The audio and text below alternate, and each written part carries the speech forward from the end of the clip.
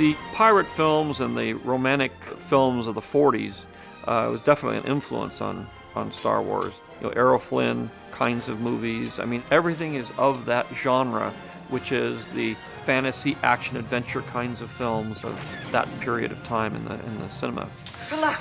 The whole premise of Star Wars was that it was a romantic fantasy in the great romantic traditions of mythology and King Arthur and the romantic side of fighting, where there was chivalry and honor and that sort of thing. So in developing a group of peacekeepers who were above everything and honorable and could make decisions and bring peace to the galaxy, I needed a weapon that was appropriate for those kinds of Jedi. Your father wanted you to have this when you were old enough, but your uncle wouldn't allow it. What is it? It's your father's lightsaber. This is the weapon of a Jedi Knight. Not as clumsy or random as a blaster. An elegant weapon for a more civilized age. It was more a symbol of a simpler time, of a time before the Empire had taken over, a time when honor ruled. So it was more of a symbol than it was an actual weapon in the movie. Hokey religions and ancient weapons are no match for a good blaster at your side, kid. You don't believe in the Force, do you? The original concept was that the Jedi would fight with swords, and then I wanted to make it a futuristic kind of sword, so I made it a lightsaber, which is sort of a laser sword, to give it that technology edge to it.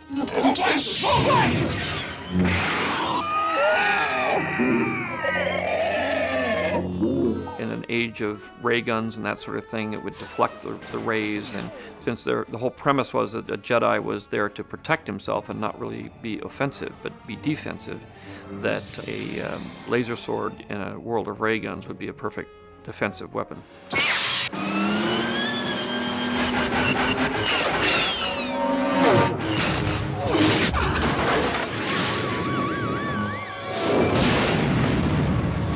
Started out as a kind of Oriental form of swordplay where there was a lot of honor involved and a lot of skill and craft and higher spiritual meaning to the sword fight.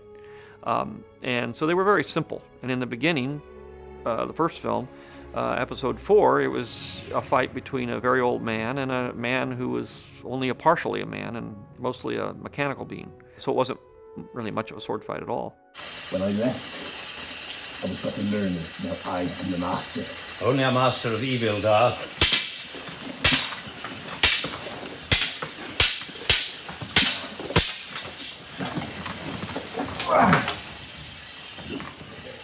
The original lightsaber was actually the flash attachment to a 4x5 camera.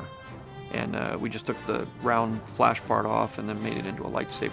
George was adamant that these things were really, really heavy, that we couldn't take a hand off. We always had to have two. It was like Excalibur. It was 40, 50 pounds of weight. They were very powerful. They had a lot of energy in them. And so that was, you worked with them as if they were heavy. So because when these crashed together, they made these big explosions and all kinds of things. As we went on, we wanted to have the lightsaber fights become faster and more intense as Luke became more proficient in the art of sword fighting. And so we very slowly started moving away from the two-handed form, which is more Oriental, to sometimes using a one-handed form, and it's progressed further and further into a more two-handed and one-handed form. But originally it was that you needed two hands to hold on to this lightsaber because of the amount of energy that is being swung around. You see? You can do it. I call it luck. In my experience, there's no such thing as luck. The effect of the lightsaber was basically a rotating pole that had movie screen material applied to it so that it would reflect its light source back at many times the intensity. Problem was that when you moved it out of a certain area, it went from glowing and looking great to just a rotating pole. We rotated with reflective tape so that it would flash and it would create light on the actors and all that. That never really worked. As soon as they hit each other, they broke the lightsabers. So then we just used the sticks with the reflective material on it. As we moved on, we got more proficient at actually doing sword fighting. We then used swords that didn't have the reflective material, but we toned down the fact that we had to shoot the light through the lens and a lot of other things to try to make it so we could be more facile in the way we shot these fights. 118 BT, take 2. A camera, inboard on B, and action. I thought it would just be handled and they'd put in cartoon blades later. But if you were sword fighting, you wouldn't know when to stop your hand. You needed something to strike.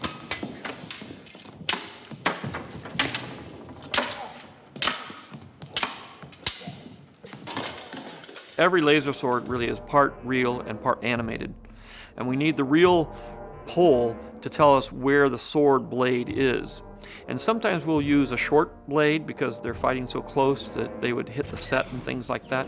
And sometimes we use no blade because the blade would turn on in the shot, or what they were doing was so complicated that we couldn't do it with swords themselves.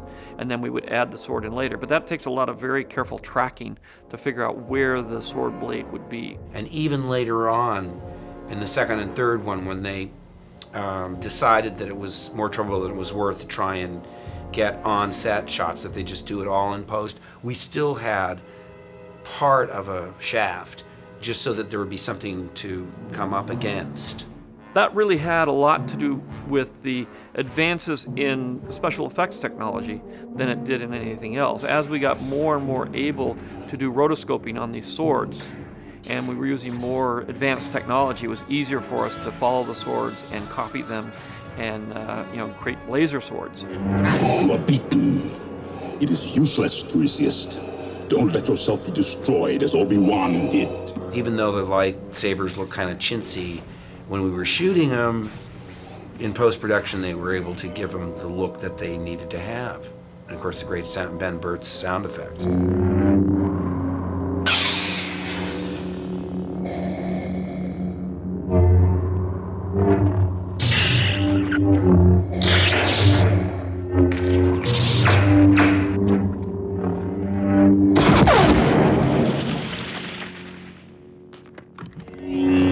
The sound of the lightsaber was turned over to Ben Burtt in the first film. Ben worked, really right from the very get-go while I was working on the script.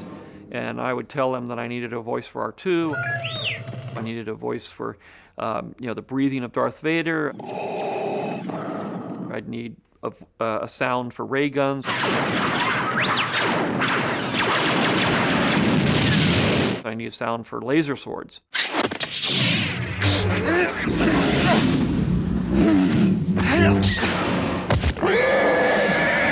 The very first sound I created for the film was the lightsaber.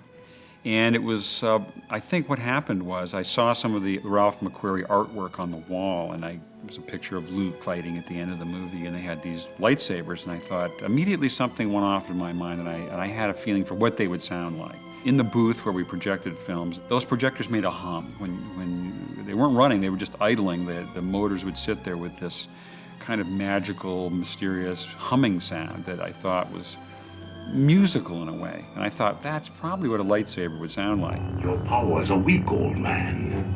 You can't win, Darth. If you strike me down, I shall become more powerful than you can possibly imagine.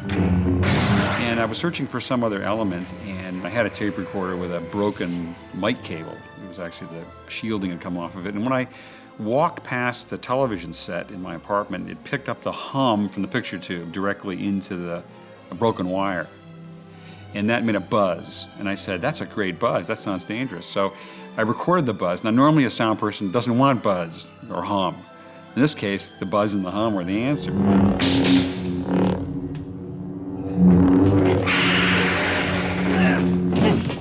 And of course, I had to take that sound and make the pass-bys and the swishes of the sword out of it. And so he spent, the better part of a year working on those sounds, trying to create those sounds. The first time I put in the sounds of the lightsabers, it was in a temporary cut of the film, and not much comment was made about it. But I have since learned that when no comment is made, then it's fantastic, that it passes the test. Impressive. Most impressive. Ultimately, the sound for the laser sword, because we wanted something with a lot of energy, was a combination of several different sounds, from a swooshing vacuum cleaner to kind of clash when something hits dry ice. And we've modified it since then as we get weapons that move faster, and we have double-edged lightsaber in some of the newer films, but it's always based on that same recording. There's nothing you could have done, Luke, had you been there. You'd have been killed, too. And the droids would now be in the hands of the Empire.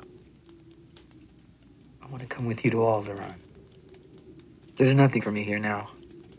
I want to learn the ways of the Force and become a Jedi like my father.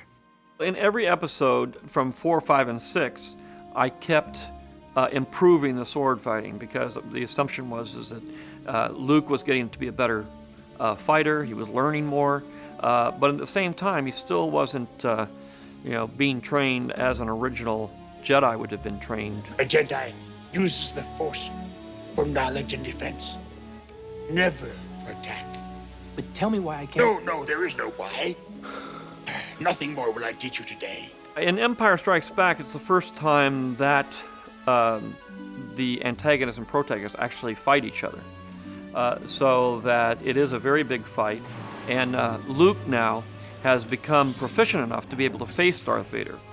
So it's a slightly one-sided sword fight where Vader has the advantage over him. Luke didn't know that Vader was his father for the fight part. So that what was happening is he thought he was fighting his bitter enemy, and so he was fighting as hard as he could. He thought he was fighting the man who killed his father, fighting the man who killed Obi-Wan Kenobi, fighting the man who, personified evil in the universe. And then as we go on into the next fight, it becomes more of an equal confrontation.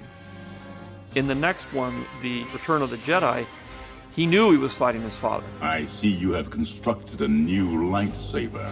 He knew that the Emperor was behind all this. Your skills are complete. And he knew that the issues that he was dealing with were much larger than just the sword fight. Indeed, you are powerful, as the Emperor has foreseen. And so that sword fight really centered on the more emotional context the sword fight takes place in than the actual fighting itself. That was the climax of the film, rather than having it be a technological warfare, blow up the Death Star kind of thing. It was really more of a personal fight between a father and a son.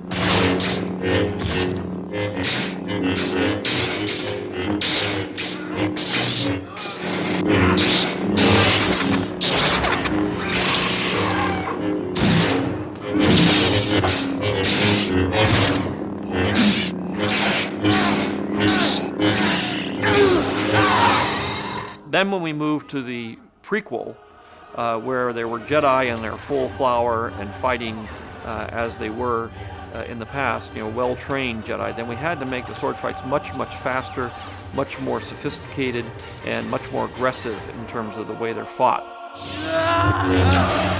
And we continued that. Brave of you, boy. But I would have thought you had learned your lesson. I am a slow learner.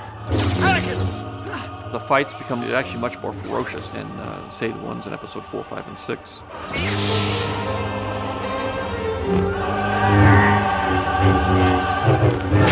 What will you have, my old Padawan? This is just the beginning.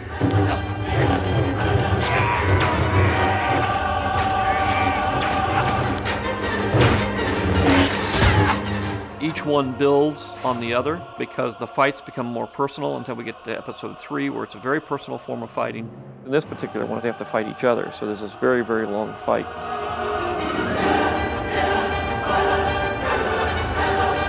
The difference between the two characters is that Obi-Wan has more experience, but Anakin's more powerful.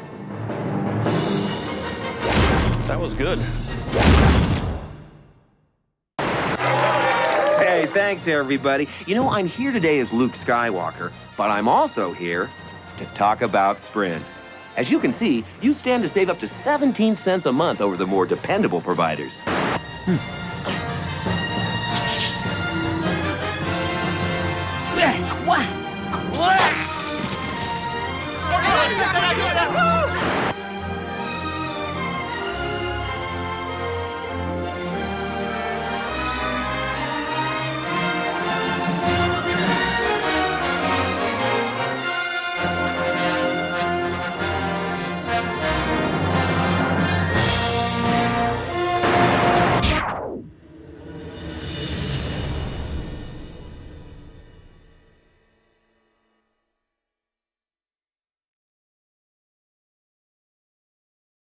With Star Wars' triumphant return to the big screen in its new, fully restored and digitally enhanced special edition. Look, Jabba, next time you want to talk to me, come see me yourself.